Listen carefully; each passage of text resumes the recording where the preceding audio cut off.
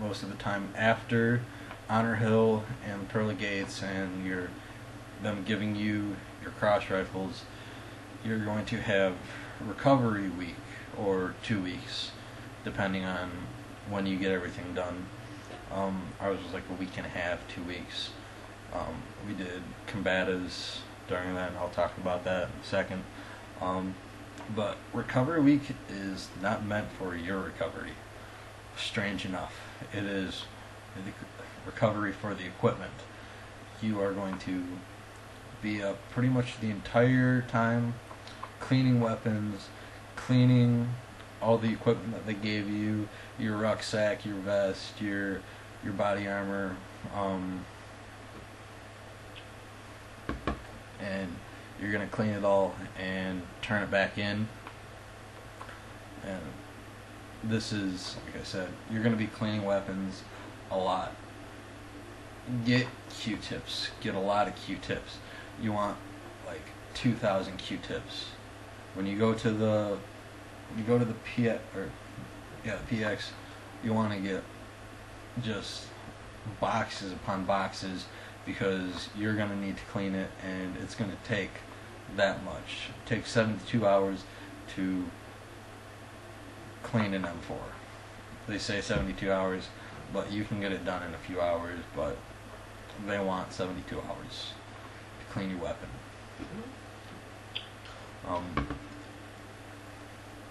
So yeah, you're going to clean the weapons, you're going to clean all your equipment, and you're going to turn it all in. Yeah, combatives. Our platoon drill sergeant was the only person who was qualified to teach combatives, but he left before we actually did that. So we had one of the other drill sergeants who wasn't. He had gone through it, but he hadn't finished all the qualifications. So he taught us some of it, but he couldn't teach all of it. We only got like 2-3 days of combatives. We weren't actually qualified to. We didn't get the qualification for combatives, but they gave it to us anyways. We didn't have to do the clinch drill. Clinch drill is when the drill sergeants put on boxing gloves and they just beat the shit out of you. They try to, you have to do the clinches, which is supposed to neutralize, you're supposed to suppress the enemy long enough for someone to come and help you. So it's not meant to take them down to the ground and incapacitate them, break an arm, or kill them. It's just meant for you to subdue the enemy long enough for someone else to come and help you. We didn't have to do that. We didn't have time. Yeah. Another thing about it's a bit late in the video, or in this series, about when you're actually at the ranges. After you finish firing, you're going to go to the clearing barrels, and you're going to clear your weapon, make sure that there's no more ammunition in them. The first thing you're going to do is 75 meter dry fire, where you're going to aim at the 75 meter berm, the 75 meter target, and you're going to shoot. Now, you're going to have some retard, I guess and they're going to fire off a round, and that is considered negligent discharge, and they're going to get hell for that.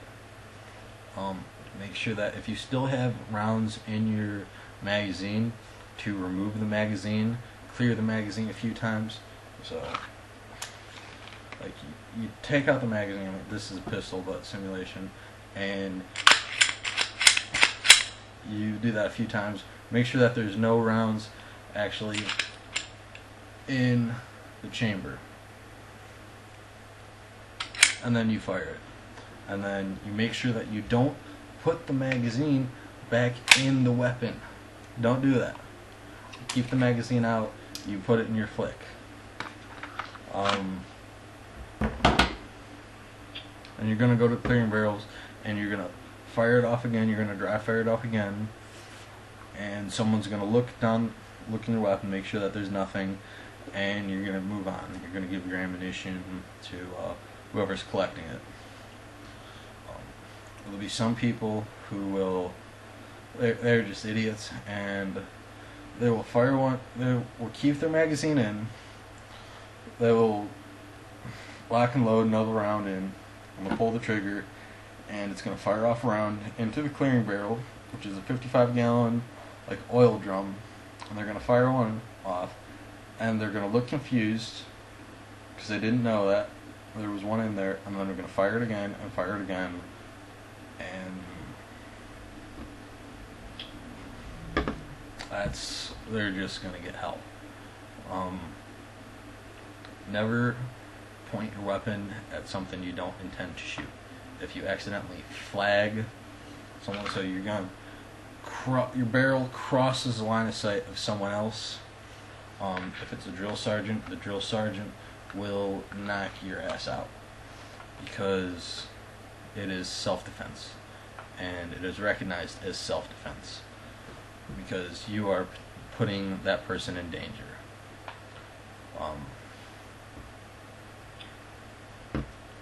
So never do that. Keep your weapon pointed down all times. Make sure you clear your weapon properly. Make sure you take your magazine out before you clear it. I think that's about it. Oh, gas chamber. Gas chamber experiences will vary.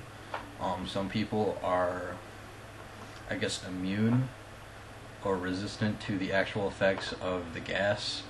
I don't know what the gas is comprised of, but it tasted like cayenne pepper, like red pepper. When you breathe, it felt like you were inhaling red peppers. Some people are going to seize up.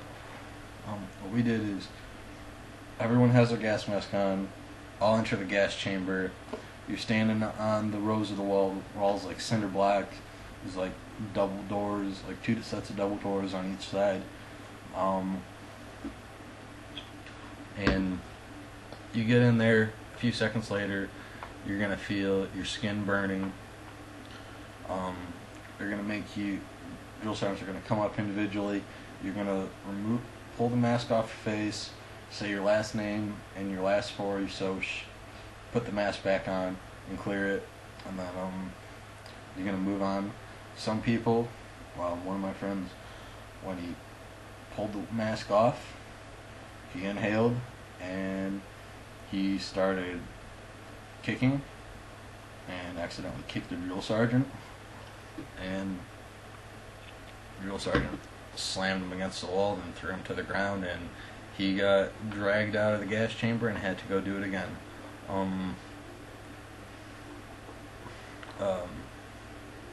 Take short, shallow breaths. Don't take long inhales and exhales. Just short, because it helps. It helped me. I did both, and it was far less painful when I did short, shallow breaths. Prior to it, you actually, like, earlier on that day, you're going to wake up, you're going to do PT.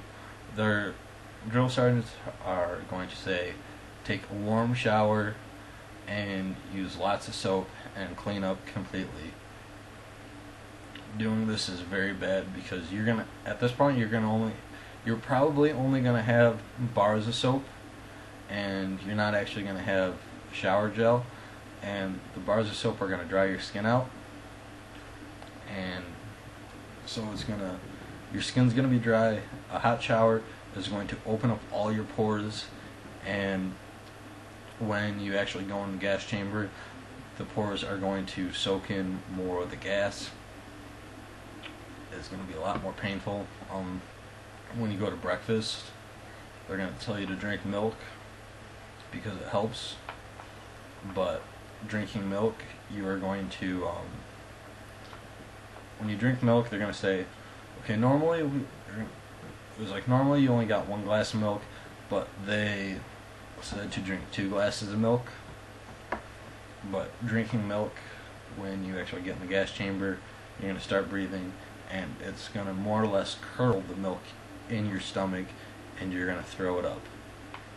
I was told by a lot of people not to drink the milk prior to. So a lot of people said don't drink milk prior to, so I didn't drink milk prior to, and I didn't throw up. Sure enough, some people did drink the milk, and they threw up.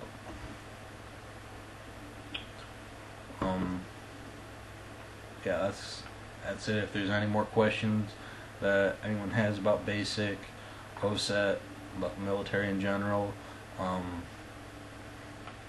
just send me leave a comment, and yeah, I wish you best of luck, and have fun with it, because you're gonna be there a while. Alright.